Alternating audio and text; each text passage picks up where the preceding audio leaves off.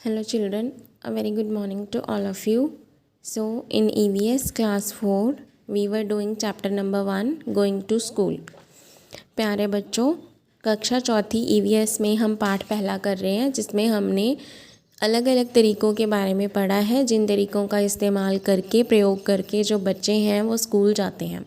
जैसे आप स्कूल जाते हैं, कोई ऑटो में, कोई वैन में, कोई बाईसाइकिल पे, कोई अपने पेरेंट्स के साथ, उसी तरह से जो ये डिफरेंट रीजन्स में अलग अलग क्षेत्रों में इलाकों में जो बच्चे हैं उन्हें अलग अलग वेज़ को यूज़ करके स्कूल जाना पड़ता है। किसी के रास्ते में बर्फ़ आती है, किसी के रास्ते में बहुत पथरीला रास्ता आता है, ठीक है, तो किसी को रिवर्स क्रॉस करनी पड़ती हैं, ठीक है। तो हमने अभी तक काफ़ी सारे तरीक़ों के बारे में पढ़ा है। जैसे कि आप प्रीवियस वीडियोज़ मैंने इस चैप्टर की आई थिंक 4 वीडियोज़ अपलोड की हैं ऑलरेडी, तो आप शुरू से उन वीडियोज़ को सुन सकते हैं। 10-10 मिनट की, 12-12 मिनट की मैक्सिमम वो वीडियोज़ हैं। तो हमने अभी तक क्या पढ़ा है, बैम्बू ब्रिज के बारे में हम पढ़ चुके हैं, ट्रॉली के बारे में हम पढ़ चुके हैं, सीमेंट ब्रिज के बारे में हम पढ़ चुके हैं। उससे पहले जो पेज नंबर 6 पे बाईसाइकिल राइड है एंड जुगाड़ जो गुजरात में यूज़ किया जाता है उसके बारे में पढ़ चुके हैं। उससे पहले हम वल्लम बोट जो है केरला में यूज़ की जाती है उसके बारे में, camel cart and bullock cart के बारे में भी हम पढ़ चुके हैं। तो आज हम इस वीडियो में पेज नंबर 8 जो है आपकी NCERT बुक में पेज नंबर 8 के ऊपर ग्रीन कलर में एक पैराग्राफ दिया गया है, चिल्ड्रन क्रॉस द जंगल। तो आप फ़ोटो में देख सकते हैं अपनी अपनी बुक में कि जो बच्चे हैं वो लाइन बना के यहाँ पे इस तरह से स्कूल की तरफ जा रहे हैं और ये एक जंगल है, बहुत सारे पेड़ हैं, ये बिल्कुल सुनसान खाली रास्ता है। So we have to go through a thick forest to reach school. क्या कह रहे हैं कि हमें स्कूल पहुंचने के लिए एक बहुत ही घने जंगल में से होके निकलना पड़ता है। At some places it is so thick that even sunlight does not pass through. किसी किसी जगह पे जाके ये जंगल इतने घने हो जाते हैं कि हमें ऊपर आसमान या फिर जो सूरज की रोशनी है उसकी कोई भी किरण है वो भी हमें नज़र नहीं आती है। जब हम ऊपर की तरफ देखते हैं तो हमें कोई भी आसमान कुछ भी ऐसा नज़र नहीं आता है, चारों तरफ हमें पेड़ ही पेड़, अंधेरा ही अंधेरा नज़र आता है। It is also very silent there, और वहाँ पे बहुत ज़्यादा क्या होती है, खामोशी, चुपचाप, बिल्कुल सुनसान जिसे हम बोलते हैं, जहाँ पे कोई भी आवाज़ नहीं होती। You can only hear the sounds of different birds and other creatures। तो आपको वहाँ पे जो कुदरत के, नेचर के बाकी सारे क्रिएचर हैं जैसे कि बर्ड्स हैं, एनिमल्स हैं और कोई किसी तरह के कोई छोटे छोटे कीड़े हैं, उनकी आवाज़ें सिर्फ आपको सुनाई देती हैं। उनके अलावा आपको कोई भी ट्रांसपोर्टेशन की आवाज़, जैसे कोई म्यूज़िक की आवाज़, कोई आसपास से बस या ट्रेन निकलते हुए, कोई बाइक के हॉर्न की आवाज़, इस तरह का, या फिर किसी व्यक्ति के बोलने की आवाज़, किसी भी इंसान के बातें करने की आवाज़ें, तो ऐसा कुछ भी वहाँ पे नज़र या सुनाई नहीं देता हमें। वो बिल्कुल सुनसान एक घना जंगल, थिक फॉरेस्ट होता है, ठीक है। तो काफ़ी बच्चों को जंगल क्रॉस करके भी अपने स्कूल पढ़ने जाना पड़ता है। इसी के बिहाफ पे हमें यहाँ पे क्वेश्चन दिया गया है, have you ever been in a thick jungle और एनी सच प्लेस। तो क्या आपने कभी कोई घना जंगल देखा है। तो हमने बहुत सारे ज़ू देखे होते हैं, ठीक है, और जंगल भी आसपास आते जाते हम देखते हैं हमारे रास्ते में। तो अगर आपने ऐसी कोई सुनसान जगह दिखी है जहाँ पे कोई आवाज़ ना आती हो, बहुत अंधेरा टाइप हो, तो आप यहाँ पे येस लिख सकते हैं। अगर आपने नहीं देखी है तो आप नो भी लिख सकते हैं। और right your experiences in your notebook. इस तरह की अगर और भी आपके साथ कोई ना कोई एक्सपीरियंस है, अनुभव है, तो आप उसे अपनी नोटबुक में लिख सकते हैं कि मैं यहाँ पे गया था, मैंने ये देखा था, वहाँ पे ऐसा ऐसा था। नेक्स्ट है, can you recognise some birds by their sounds, can you imitate the sounds of some birds, do it. तो ये एक एक्टिविटी है। इमिटेट का मतलब होता है नकल उतारना, ठीक है। इमिटेट का मतलब होता है किसी की नकल उतारना। जैसे हम किसी की आवाज़ निकालते हैं, ठीक है, उसे बोलते हैं इमिटेट करना, किसी की नकल करना। रिकॉग्नाइज का मतलब होता है पहचानना। तो क्या आप कुछ बर्ड्स को उनकी आवाज़ों से पहचान सकते हैं। अगर पहचान सकते हैं तो उनकी आवाज़ें निकाल कर दिखाएं। नेक्स्ट, इसी पेज पर पिंक कलर के पैराग्राफ में आपको दिया गया है, मूविंग ऑन द स्नो।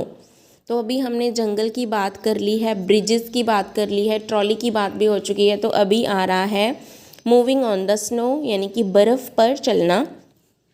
आप देख सकते हैं यहाँ पे 4 गर्ल्स का एक ग्रुप है। नॉर्दर्न हिल्स की ये फोटोग्राफ है जहाँ पे बहुत ज़्यादा बर्फ़ होती है पूरा ही साल ऑलमोस्ट। तो यहाँ पे जो लड़कियाँ हैं ये स्कूल यूनिफॉर्म पहन के स्कूल जा रही हैं।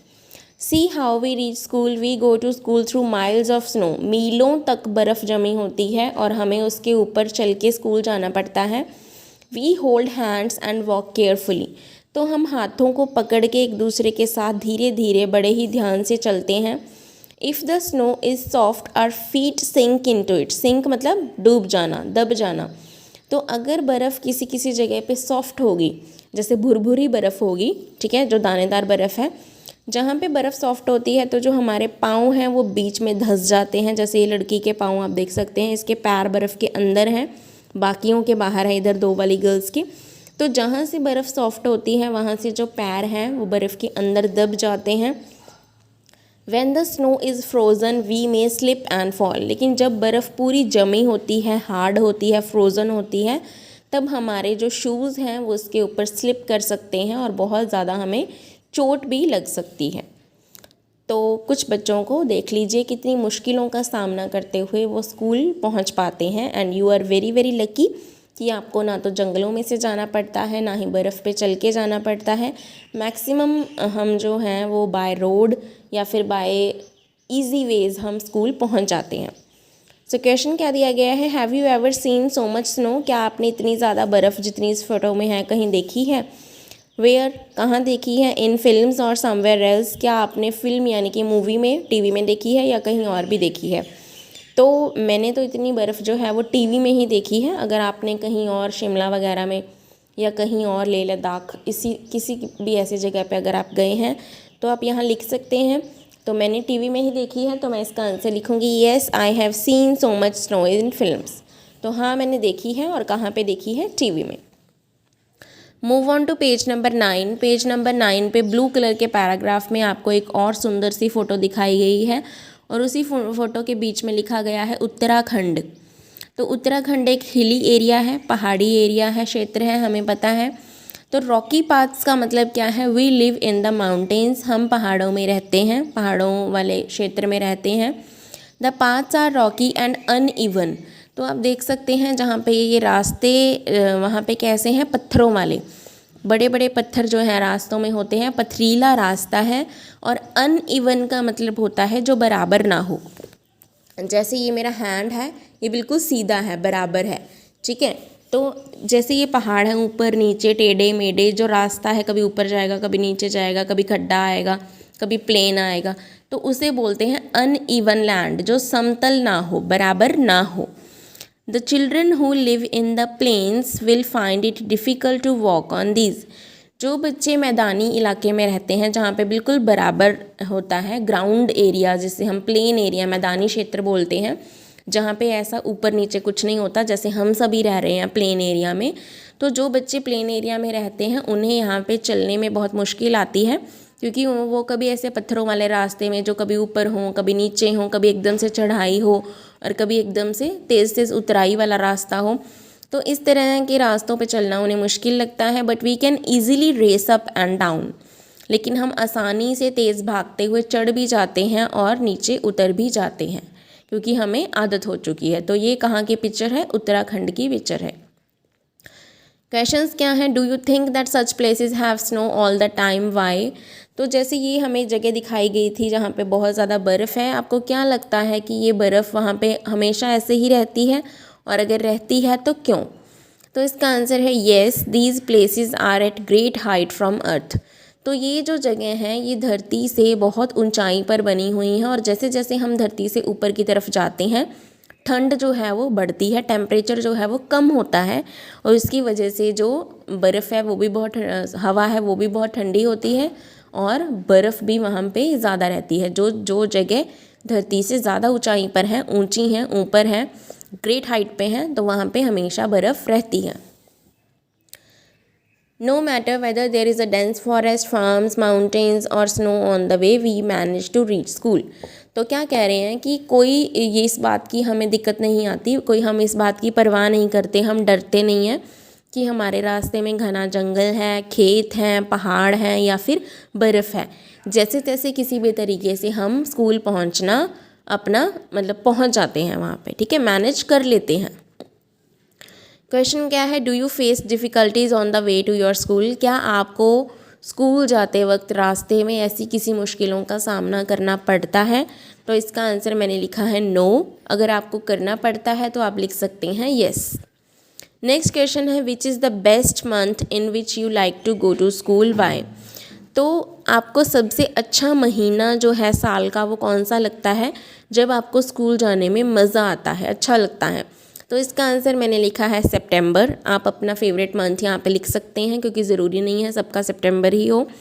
सितंबर का मंथ मैंने क्यों लिखा है, हमें रीज़न भी देना है, वाई पूछा गया है, तो इसका रीज़न मैंने ये लिखा है, it is not too hot. यहाँ पे गलती से मुझसे होल्ड लिखा गया है, हॉट आएगा बेटा यहाँ पे, ठीक है। It is not too hot और कोल्ड, तब ना ज़्यादा गर्मी होती है ना ज़्यादा ठंड होती है। मतलब जो सितंबर का मंथ है उसमें ना ही ज़्यादा गर्मी है ना ही ज़्यादा ठंड है, वो एक बैलेंस्ड मंथ बोला जाता है जिसमें मौसम है वो ठीक ठीक होता है, ना ज़्यादा गर्मी ना सर्दी, तो इसीलिए मुझे वो मंथ अच्छा लगता है। आप यहाँ पे अपना फेवरेट कोई भी मंथ लिख सकते हैं। और इसी के साथ जो हमारा चैप्टर है इसकी बुक एक्सरसाइज जो ख़त्म होती है, यहाँ पे कुछ ये एक्टिविटीज़ दी गई हैं, इसे आप अपने आप ही सॉल्व कर सकते हैं। जैसे कि यहाँ पे आपको स्कूल में कौन कौन सी पनिशमेंट दी जाती है, किस तरह की पनिशमेंट दी जाती है, कभी आपको कोई पनिशमेंट मिली हो किसी मिस डीड के लिए, मतलब किसी शैतानी के लिए, बुरे काम के लिए, तो आप यहाँ पे लिखें और कुछ ऐसे रूल्स बनाएं जिससे जो ये बुरी आदतें हैं वो छूट सकें और हमें जो पनिशमेंट है वो भी ना देनी पड़े, ठीक है। नेक्स्ट है, draw a picture of your dream school in your notebook and right about it and share in the class. एक और एक्टिविटी यहाँ पे दी गई है कि आपका ड्रीम स्कूल, मतलब हर बच्चे का एक ड्रीम स्कूल होता है जिसके बारे में वो मन में सोचता है कि मेरा स्कूल ऐसा हो, वहाँ पे ऐसे झूले हों, मेरी मैम ऐसी हो, मेरे फ्रेंड्स ऐसे हों, मेरा स्कूल देखने में ऐसा हो। तो उसके बारे में आप अपनी नोटबुक में लिखें क्या क्या पॉइंट्स आप चाहते हैं और उसकी पिक्चर भी बनाएं। सो ये आपके लिए एक्टिविटीज़ हैं, तो ये अगर आप चाहें तो आप कर सकते हैं। Till page number 9 we have completed the book exercise. So what we have read today about page number 8 and page number 9, इसकी जो ये बुक एक्सरसाइज है इसको पेंसिल से ही आप बुक में फिल कर सकते हैं, वेरी वेरी इजी।